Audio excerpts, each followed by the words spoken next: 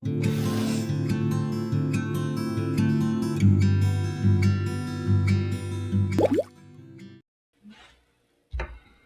야고보서 1장 5절 말씀 같이 읽겠습니다. 야고보서 1장 5절 말씀입니다. 너희 중에 누구든지 지혜가 부족하거든 모든 사람에게 후히 주시고 꾸짖지 아니하시는 하나님께 구하라. 그리하면 주시리라. 아멘. 네, 2023년도 1월 1일입니다. 오늘부터 생명의 삶 읽기가요, 야고보서를 다룹니다. 그래서 야고보서가 어떤 책인지 먼저 좀 알아봤으면 좋겠습니다. 야고보서는 서신서고요.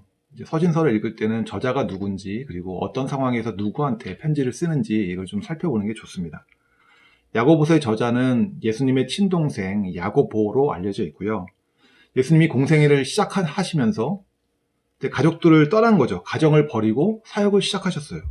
그러니까 가족들도 처음에는 이걸 받아들이기가 힘들었을 거죠. 그래서 가족들이 예수님을 찾아서 따라다니면서 만류합니다. 집에 돌아가자. 사역 그만두고 집에 돌아가자. 아마 이렇게 만류했을 것 같아요. 근데 점차 그들이 예수님의 가르침을 받고 예수님의 제자가 됩니다. 그래서 야고보가 부활하신 주님을 만난 기록이 고린도전서 15장 7절에 나와 있고요. 또 사도행전 1장 14절에는 이들은 모두 여자들과 예수의 어머니 마리아와 예수의 동생들과 함께 한 마음으로 기도에 힘썼다 라고요. 마가의 다락방에서 성령 강림할 그 당시에 제자들뿐만 아니라 예수의 어머니 마리아 그리고 예수의 동생들도 그 자리에 있었다 라고 증언이 되어 있습니다. 그래서 바울이 우리가 이방인의 사도로서 누구를 꼽으라 그러면 바울을 단연 첫 번째로 꼽잖아요. 근데 유대인들을 향한 사도들은 누구를 꼽을까요? 대표적으로 3명을 꼽으라 그러면 여러분들은 누구를 꼽겠어요? 베드로 꼽아야죠. 베드로. 수제자니까. 그리고 예수님의 제자, 사랑하는 제자 요한. 그리고 한 명을 누굴 꼽아요? 이 야고보를 꼽습니다. 갈라디아서 2장 9절에 보면요. 그래서 기둥으로 인정받는 야고보와 게바와 요한은 하나님이 나에게 주신 은혜를 인정하고 나와 바나바에게 오른손을 내밀어 친교의 악수를 하였습니다. 그렇게 하여 우리는 이방 사람에게로 가고 그들은 할례 받은 사람에게로 가기로 하였습니다. 바울이 3명을 꼽는데 누굴 꼽았어요? 야고보, 게바가 베드로거든요. 그 다음에 요한. 이렇게 3명을 꼽아요. 근데 첫 번째로 꼽는 사람이 누구였어요? 베드로가 아니라 오히려 야고보였어요. 실제로 사도행전에 보면요. 예루살렘 공의회를 하거든요. 그때 의장 역할을 누가 하냐면 이 야고보가 합니다. 그러니까 바울의 선교 보고를 듣고 또 베드로의 신앙 간증을 듣고 이방인 선교를 우리가 구약의 예언의 성취로 받아들여야 된다. 그리고 이방인들에게 우리가 할례를 강요하지 말자. 라는 그런 결정을 누가 이끌어내냐면 의장이었던 야고보가 이끌어냅니다. 그러니까 야고보는 예수님의 동생이면서 또 예수님의 말씀을 듣고 예수님의 제자가 되었고 사람들로부터 인정받는 그런 지도자 역할을 감당하는 사람이었던 거죠. 야고보서 1장 1절에 보면 이렇게 되어 있습니다. 같이 읽을까요? 하나님과 주 예수 그리스도의 종 야고보는 흩어져 있는 12지파에게 문안하노라. 야고보가 예수님을 뭐라고 불러요? 주님이라고 불러요. 주인님이라고 부르고 있습니다. 그럼 자신을 예수의 동생이 아니라 누구라고?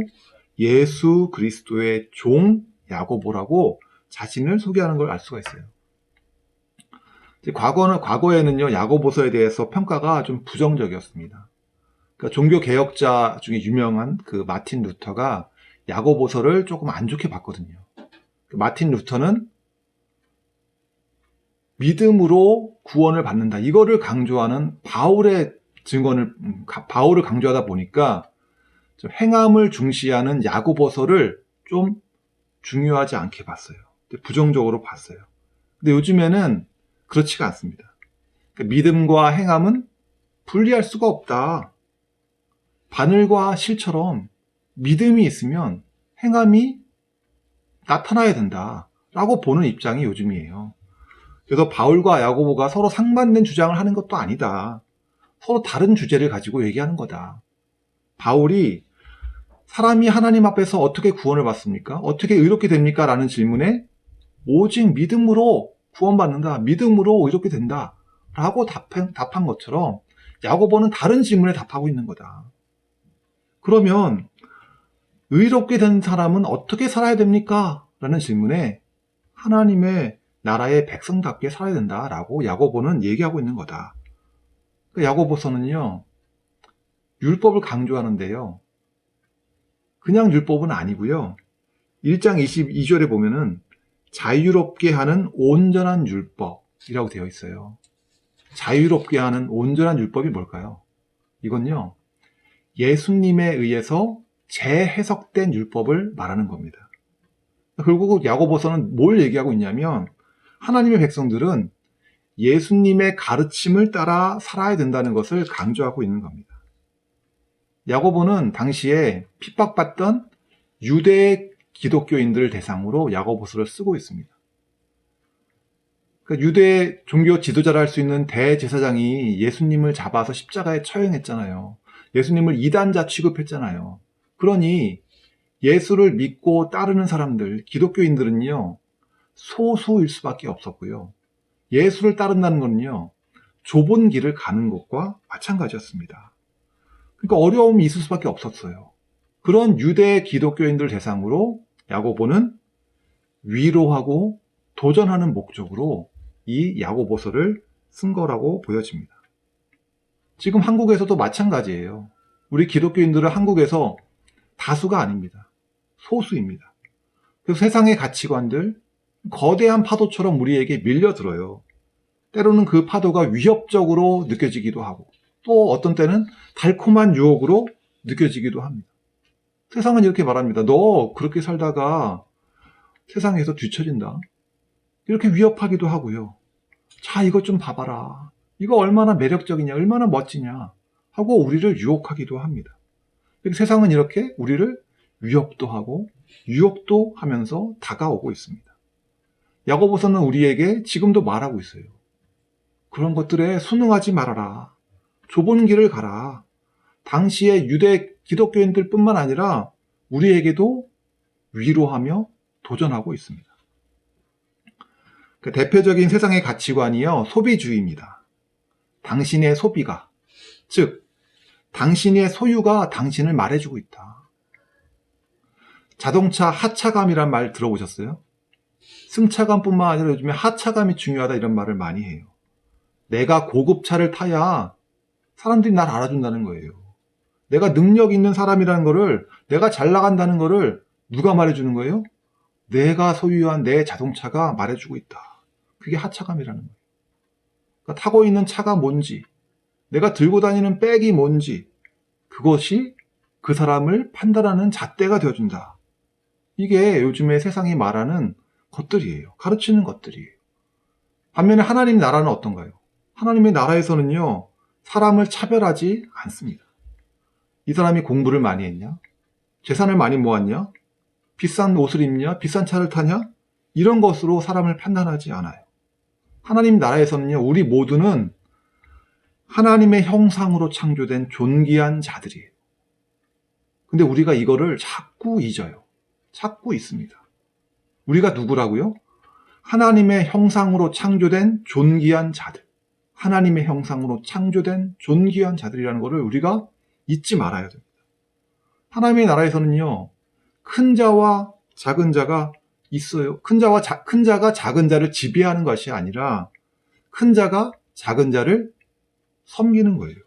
더 많이 가진 사람이, 더 능력 있는 사람이, 더 적게 가진 사람, 지금 능력이 없는 약한 자들을 돌봐야 되는 겁니다. 그것을 예수님이 직접 보여주셨어요. 예수님은 종교 지도자들한테는요, 아주 매섭게 질책하셨지만 약한 사람들, 병든 사람들, 의지할 것 없는 사람들은요, 다 맞아주셨어요. 그들을 맞아주시고 그들의 문제를 해결해 주셨어요. 그리고 그들과 교제하셨어요. 그 사람들이 예수님을 집에 초대하면 그 사람들이 어떤 사람들이냐, 그 사람들 평판이 어떤 거냐 이거 따지지 않고 그 사람들과 함께 교제하셨어요. 대표적인 사람이 삭개오잖아요. 삭개오는 그 당시에 세리장으로서 사람들로부터 지탄받던 사람이에요. 매국노라고 지탄받는 그 삭개오가 초청하니까 예수님이 바로 그 자리에서 오케이 하고 그 자리에 가서 삭개오와 교제하시고 삭개오에게 뭐라고 말씀하세요? 이 사람도 하나님의 백성이다. 구원받은 자다. 라고 선언하시잖아요. 우리는 예수님의 이 섬김을 본받아 살아야 됩니다. 아멘. 저는 매주 노인복지센터에 가서 예배를 인도하고 있는데요. 근데 갈 때마다 마음이 즐겁습니다. 그곳에 가면요. 요양보호사 선생님들이 어르신들을 잘 돌보고 있어요. 잘 섬기고 있어요. 근데 단순히 직업 이상으로 하고 계시더라고요. 그러니까 보이는 곳에서나 보이지 않는 곳에서 최선을 다해서 어르신들을 섬기는 그 선생님들의 모습을 보면서 제가 얼마나 아름답게 느껴지는지 몰라요. 육신적으로 보호사 선생님들이 젊잖아요. 더 건강하잖아요.